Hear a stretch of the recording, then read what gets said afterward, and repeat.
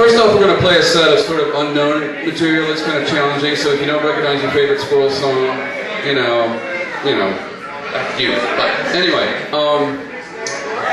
you're gonna love it. It'll be great, okay? And then we're gonna play another set that's sort of our dance classics, you know, from the day. But first of all, I'd like to give you a little warm-up of somebody very special to all of us. Welcome to tell a story, Miss Carol Scudder.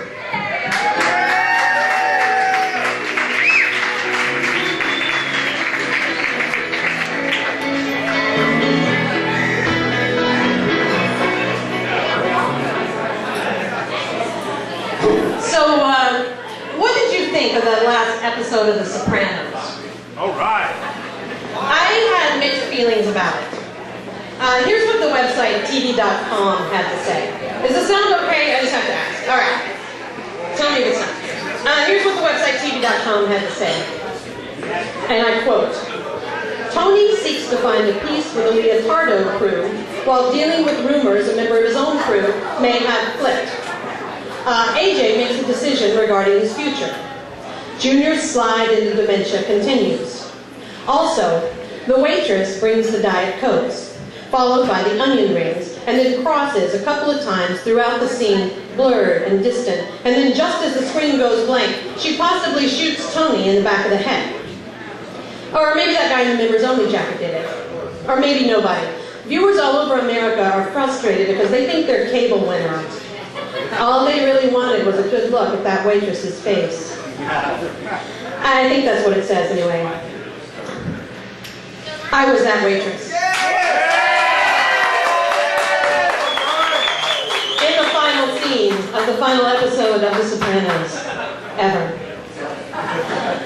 It was a pivotal role on one of the most famous television shows in history. I wasn't just an extra, I was a principal. That's very different. And I wasn't just any waitress, I was the family's waitress. I mean, seriously, without me, how would they have ever gotten those onion rings? And even if they did somehow manage to get them, they still would have needed something to drink. I mean, AJ especially showed very poor self-control throughout the entire last season and would most likely have eaten too many onion rings too fast and possibly choked. And who do you think would have saved them? Carmela? Tony? They hadn't been looking at that How to Save a Choking Victim poster every day at work at their crappy diner job like my character, waitress in diner. So you can imagine my surprise and disappointment when scouring the morning papers the next day, there was no mention of me at all. It's a Cinderella story. It's the American dream. It's 42nd Street wrapped in Rocky, wrapped in every story about when somebody really wants to do something and they finally get to do it and everyone around them is all excited and then they go to do the shoot and they get their own little room in a trailer and they get their hair and their makeup done and then they go to the set and the director David Chase yells cut and then the actress me says, when do I say my line? And James Gandolfini says, what? You got a line? And I'm playing myself now, not the waitress. I say, yes, I have a line. I had a line at the audition. I had a line. Can I get you anything else? That was my line. That was my line at the audition. Can I get you anything else? Oh, says David Chase, who I didn't actually get to meet, even though the nice assistant director took me over to introduce me to him, but he wouldn't turn around. That's okay.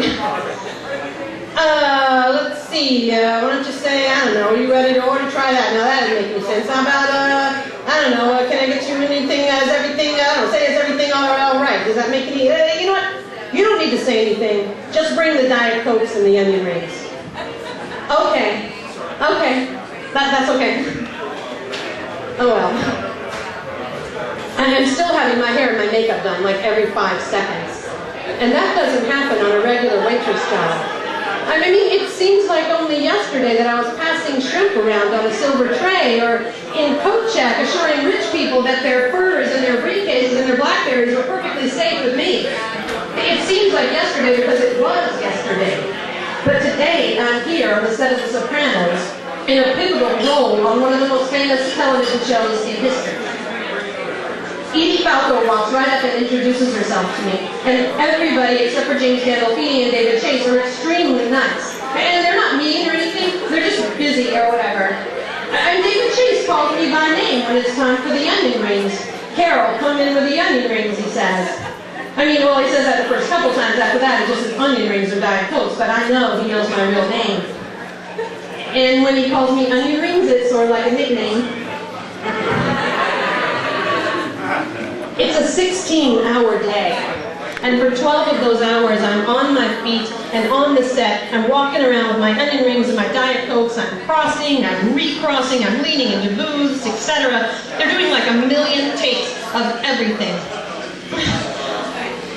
My feet hurt, just like at a regular waitress job. And I am totally using that. We go into double time, and then we go into golden time, which means triple pay. That doesn't happen on a regular waitress job. Time passes, and I get the check in the mail. It's the biggest check I've ever gotten for an acting job. All right. I'm going to be on The Sopranos. This is exciting. Thank you. The air date for the finale approaches, and my cousin Dottie emails everyone I was ever related to tell them about the show. I get emails from people who tell me they're going to watch it. And I get phone calls from people asking me if I'm having a party or if I want to have a party to watch the show. We're so excited. We can't wait to see it. We're going to tape it. Aren't you excited? Yes. Yes, I am.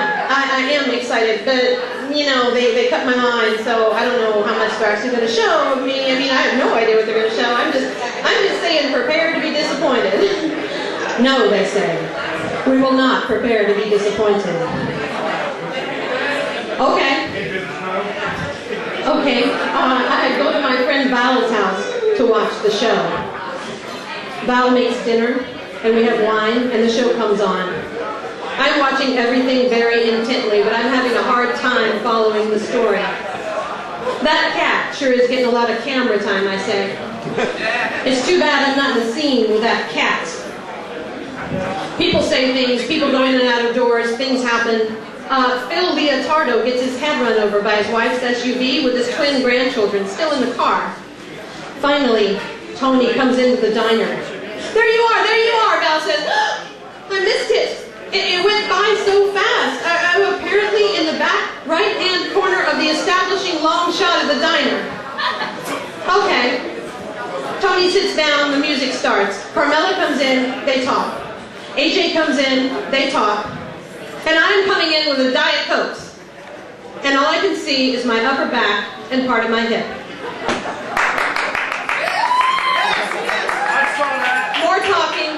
More talking. And now I'm coming in with the onion rings. And all I can see is my upper back, my hip, and part of my arm. More talking. And there I am, crossing with a man in the members only jacket. And I'm really blurry. And you can barely see me. Meadow has a hard time parallel parking. She finally parks the car. She comes into the diner. Cut to Tony. Blackout. What? And I realized that was it. That was the extent to which I would be seen on this particular episode of The Sopranos. No matter how many times I watched it, they would never show any more of me than that. Oh well. What are you going to do? I was on that show, just not very much. But I was the waitress. And like waitresses all over the world, my hopes are high. I mean, we don't really know what happened to Tony in the end. And we don't really know what happened to that waitress. I mean, yeah, sure, maybe that guy in the members only jacket did shoot Tony. Or maybe I did. And I'll be back when they do the movie, running the crime family with my new partner, Paulie Walnuts. And they'll call me Carol Hazelnuts. In my first big scene, I'll shoot some guy in the head. And I'll look down at him and I'll say, "Can I get you anything else?"